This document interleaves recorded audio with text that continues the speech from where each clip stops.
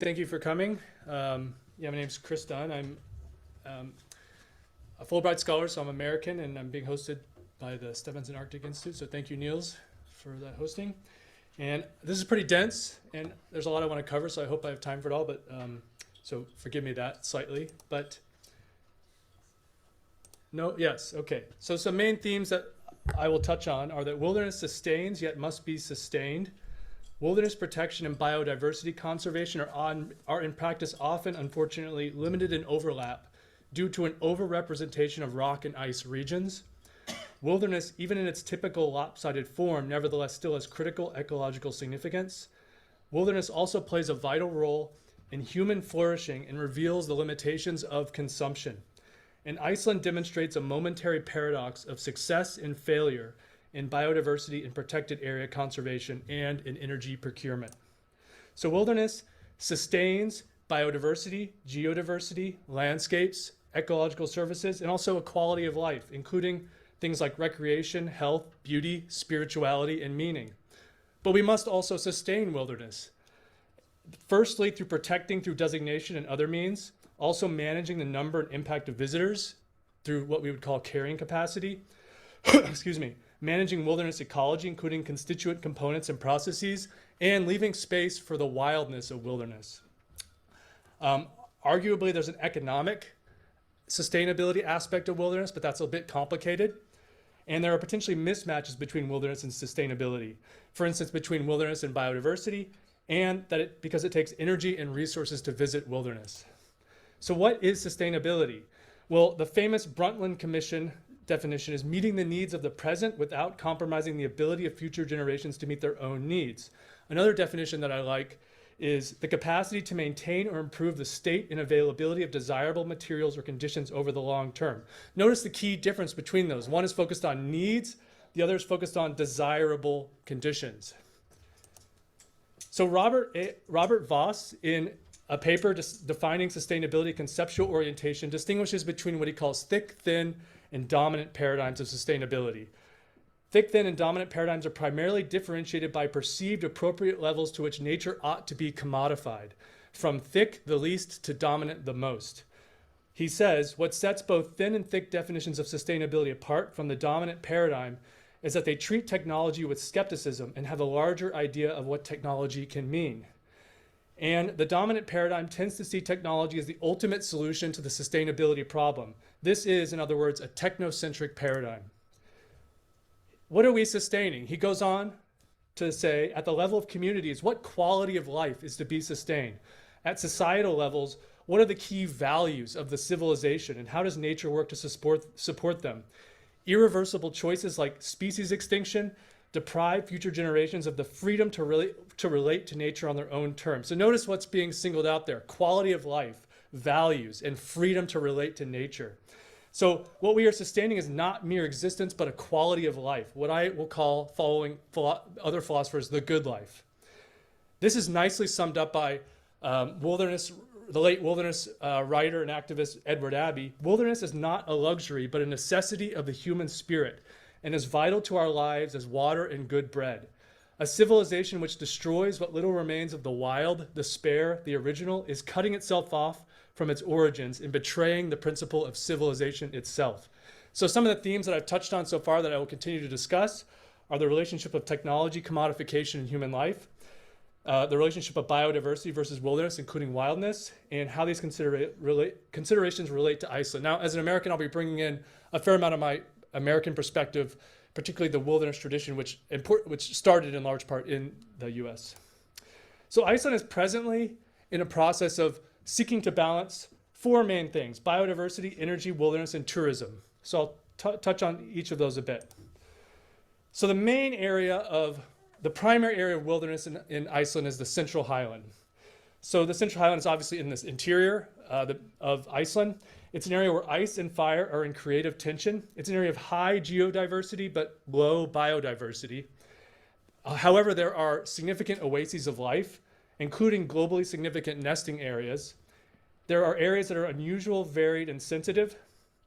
It's a high desert with dust storms and is desolate. It's never inhabited, well, nearly. There's some outlaws and little exceptions. And it's pretty, it's beautiful. So what is wilderness? One definition that I like that I'm using here, the term wilderness has several dimensions, a biological dimension because wilderness refers to mainly ecologically intact areas, and a social dimension because many people from urban dwellers to indigenous groups interact with wild nature, and all humans depend on our planet's wilderness resource to varying degrees.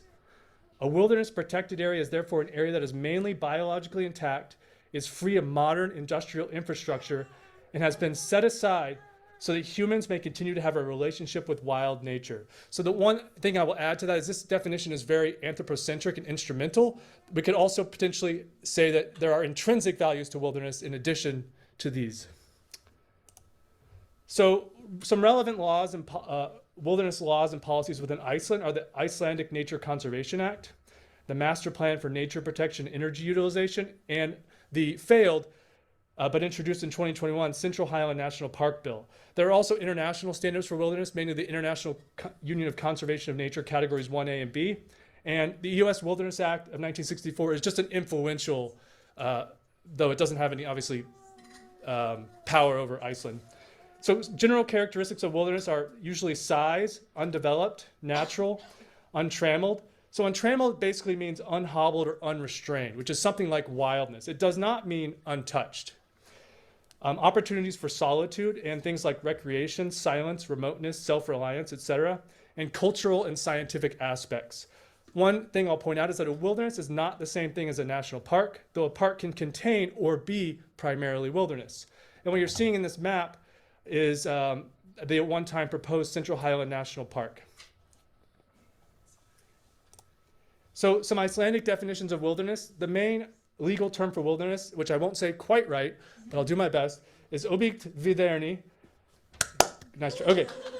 It means uninhabited wilderness, where viðerni is a land of distant views, which is uniquely captures something about the place of the highland, is huge distant views.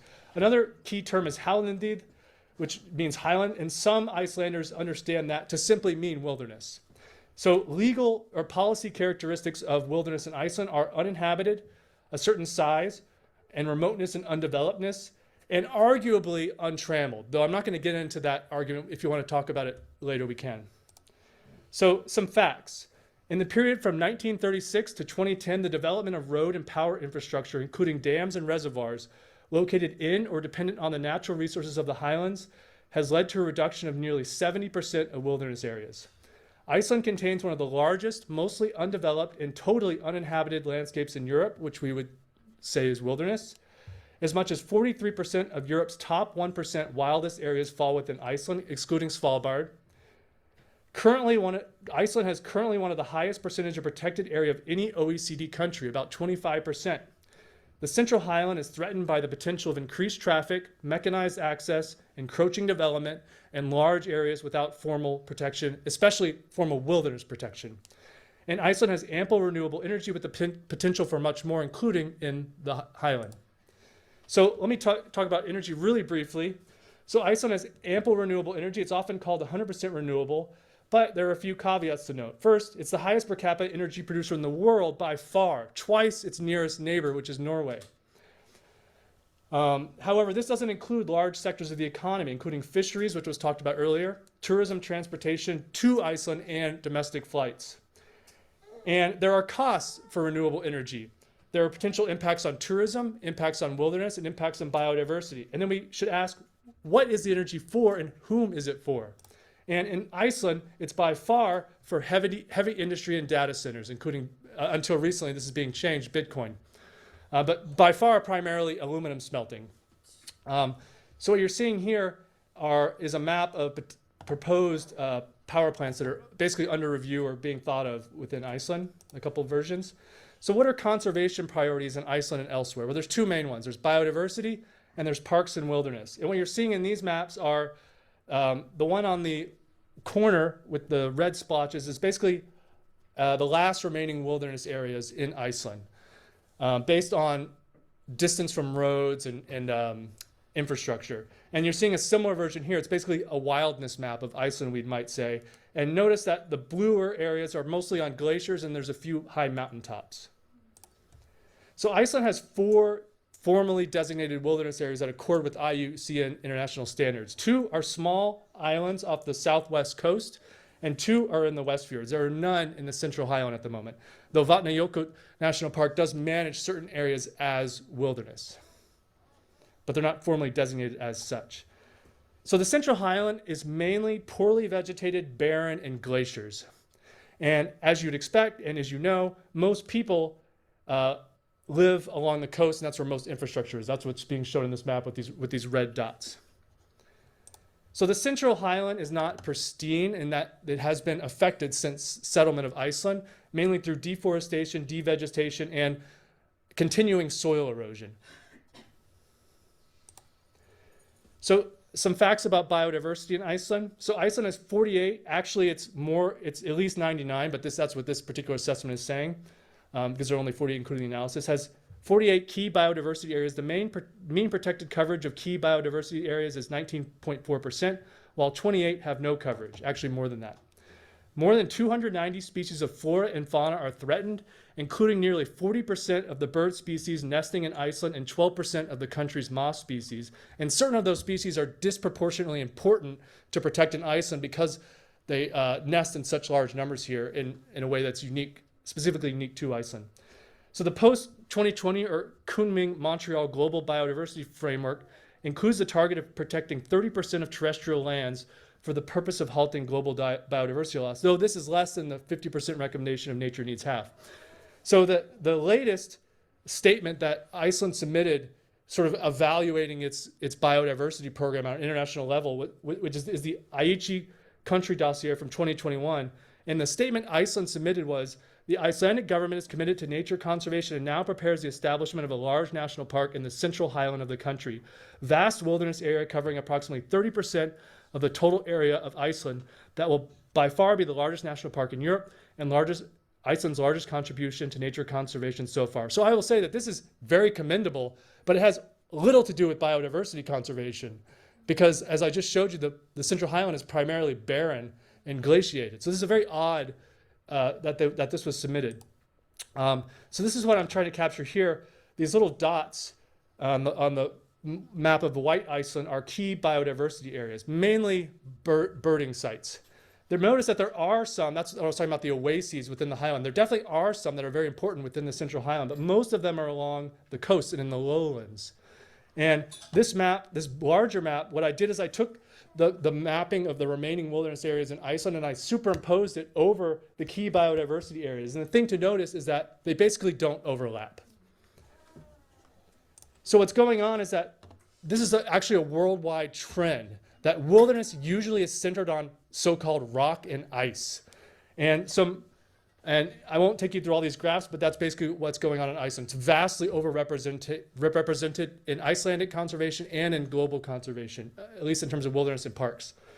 And often it's deserts as well.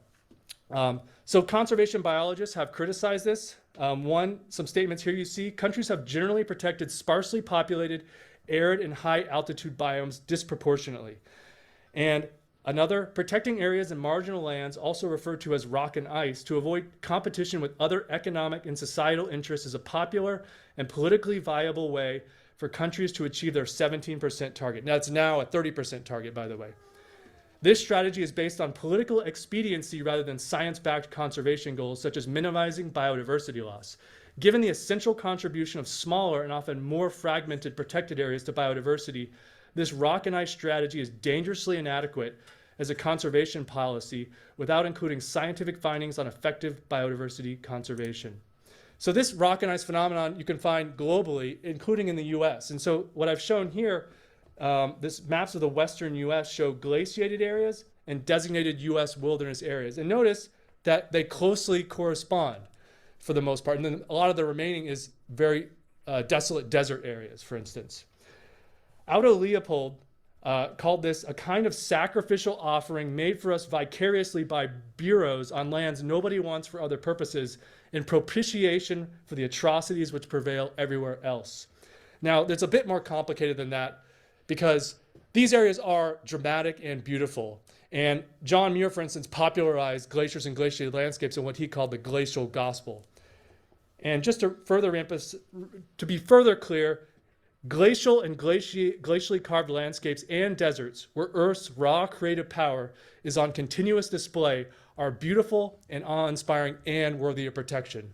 But there is nevertheless a conservation mismatch. So it is possible to have ecologically oriented wilderness. There's nothing about the protection category of wilderness that specifically deems that it must be high mountains and glaciers. So why is wilderness important? In other words, why protect areas without developments and roads and intensive ecological manipulation? Well, there are ecological reasons. It's to prevent direct threats, for instance, vehicle collisions with wildlife or habitat destruction through industrialization, or to prevent secondary threats, for instance, increased impact due to increased access, and to maintain free-flowing evolutionary processes. But there are also what I call there's a moral experiential reason, and this is often sometimes called social or perceptual. And that's what I'm going to spend most of the rest of this presentation discussing, is what I mean by that. So one ecological rationale for excluding roads in the Central Highland in particular is captured in this statement by the Institute of Natural History. And basically they're paying attention to invasive species, the possibility of bringing invasive species up into the highland. And several of their recommendations correspond directly towards wilderness protection, including this fifth one, it's the only one I'll read. Breaking up remote and roadless areas should be avoided, and it is important to leave large and continuous areas undisturbed as possible. So that means wilderness. So let's talk about the moral experiential. So there are limits to consumption. There are ecological limits, and we probably are butting up against them globally. And so that has inspired some to point toward the possibility of needing to consider low growth or post-growth economies.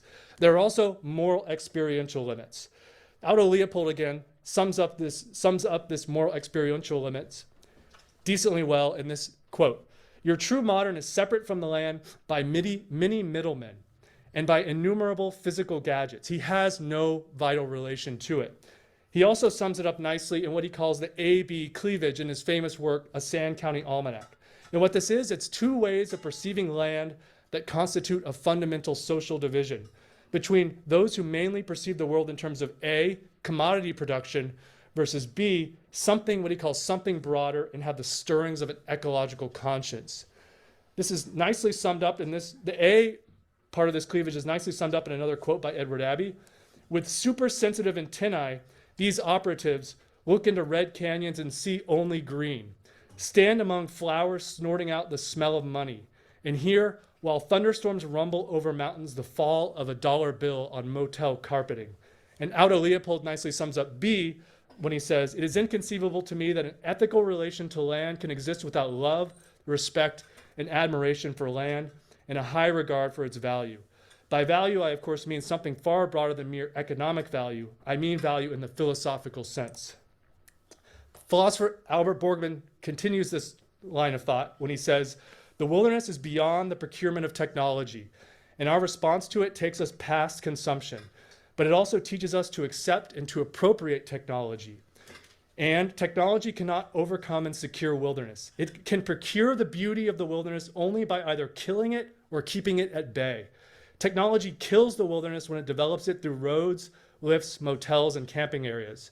It keeps the wilderness at bay when, without affecting untouched areas permanently, it insulates us from the engagement with the many dimensions and features of the land, as it does through rides and jet boats and helicopters.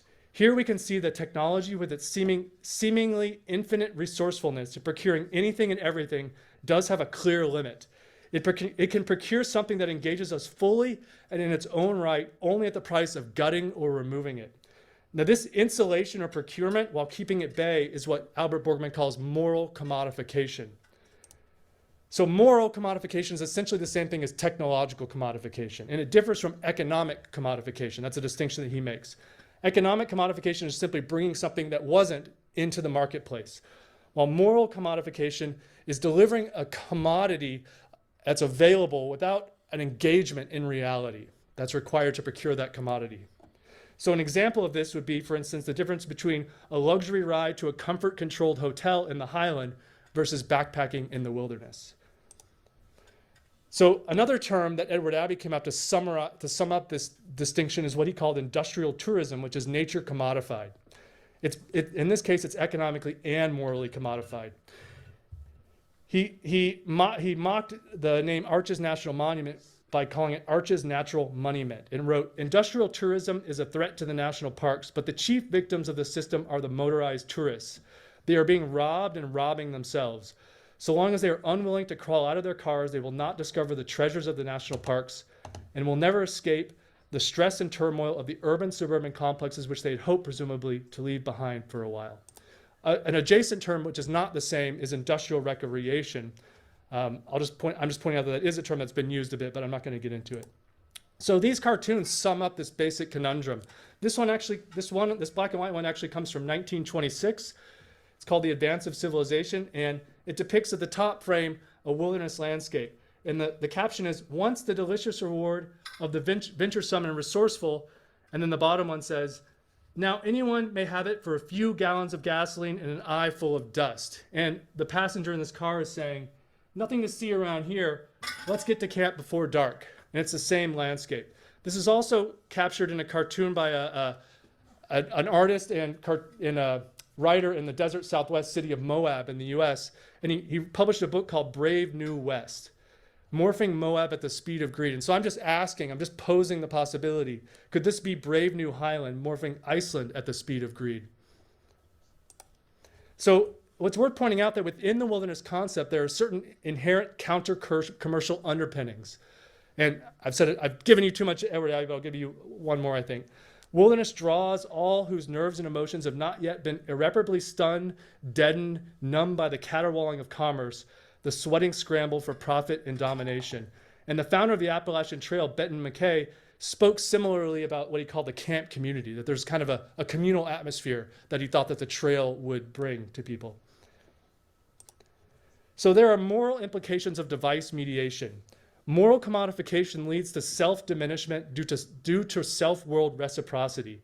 This is based on the recognition that we are shaped physically, mentally, and spiritually by the world's resistance. Technology tends to keep us in a cocoon of comfort and indifference, in which pure commodities are made seamlessly available, leading to social and environmental degradation by pushing costs out of view.